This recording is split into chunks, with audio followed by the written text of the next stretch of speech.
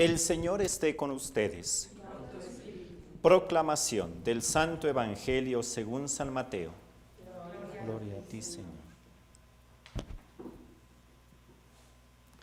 En aquel tiempo Jesús despidió a la multitud y se fue a su casa. Entonces se le acercaron sus discípulos y le dijeron: explícanos la parábola de la cizaña sembrada en el campo. Jesús les contestó: el sembrador de la buena semilla es el Hijo del Hombre, el campo es el mundo. La buena semilla son los ciudadanos del reino. La cizaña son los partidarios del maligno. El enemigo que la siembra es el diablo. El tiempo de la cosecha es el fin del mundo, y los segadores son los ángeles. Y así como recogen la cizaña y la queman en el fuego, así sucederá al fin del mundo.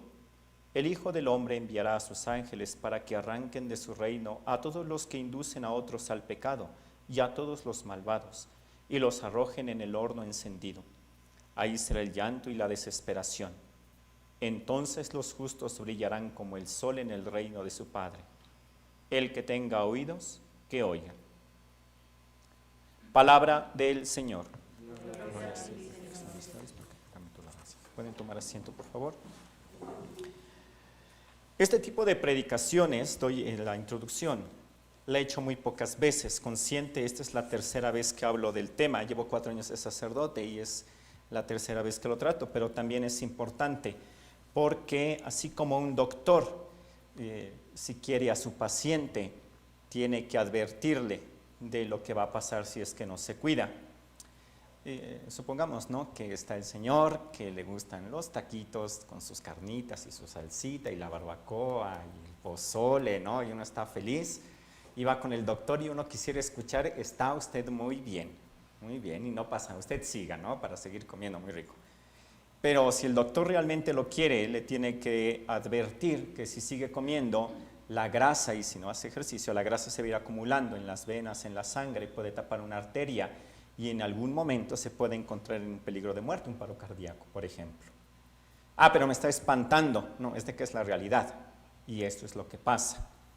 Dentro de la Sagrada Escritura tenemos algunos textos en los que Jesús mismo explica sus parábolas. Dentro de la Sagrada Escritura hay un arte que se llama el exégesis, y es el estudioso que, tomando la Sagrada Escritura, la estudia y la va repasando. ¿Y qué estudia? El contexto histórico, qué es lo que está tratando de decir el autor, cuál es el género literario, etc. Y da una explicación. Pero tenemos algunos textos en los que el mismo Jesús da la explicación, y son textos muy valiosos, y uno de esos es el que escuchamos hoy. Y para ponerles ahora sí qué es lo que Jesús está explicando, él cuenta una parábola. Él dice que iba un sembrador en su campo y comienza a sembrar trigo, comienza a sembrar trigo, y en la noche lo ve su enemigo y dice: no, yo también le voy a echar a perder la cosecha. Y entonces va y comienza a sembrar cizaña, que es una planta, como una plaga que va consumiendo al trigo, y es tanta que, ¿y ahora qué vamos a hacer? Si la arrancamos podemos arrancar el trigo. Y dice: no, tranquilos, vamos a esperar hasta el último momento. Y los apóstoles se quedan así como: ¿y esto qué quiere decir? Y Jesús da la explicación. El sembrador de la buena semilla es el Hijo del Hombre, el campo es el mundo, la buena semilla son los ciudadanos del reino. Más adelante: el enemigo que siembra la cizaña es el diablo, el tiempo de la cosecha es el fin del mundo, y los segadores son los ángeles. Hay una realidad de la cual nosotros tenemos que tener presente, y es que así como existe el bien, también existe el mal. Y está presente, y nosotros lo experimentamos dentro de nuestra vida. Como vemos, en algunas personas hay injusticias, que hay guerras, que existen también los momentos donde el sufrimiento a causa de la voluntad de unos, el abuso del poder, pues van haciendo de este mundo pues un mundo en el que es difícil en ocasiones vivir, y eso nos duele. Pero eso no se acaba acá. Jesús nos recuerda que hay una realidad de la cual también tenemos que tener presente, y es que existe el infierno. Así como está Dios, que preparó para nosotros el cielo, existe una realidad, y es que existe también el demonio que nos va tentando. Hace poco me preguntaron que si había tenido alguna experiencia con el demonio, y le dije: sí, claro, pero es una experiencia que todos tenemos, se llama la tentación.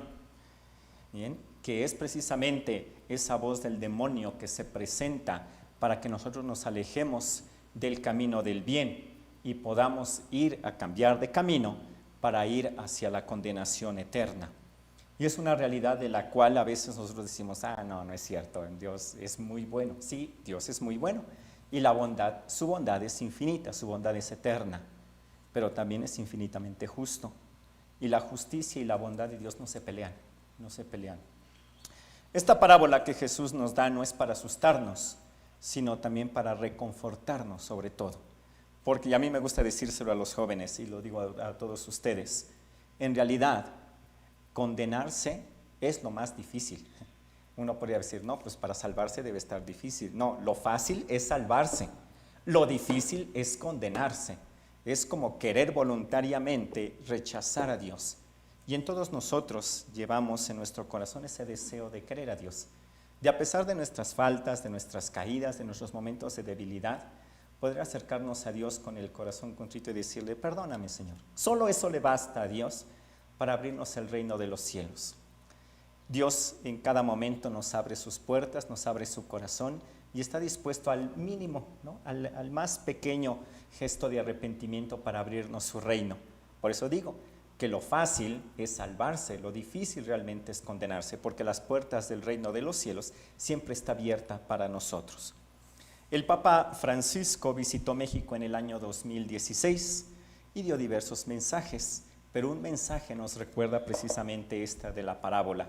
Si después lo buscan, él dice, hermanos, metámoslo en la cabeza, con el demonio no se dialoga.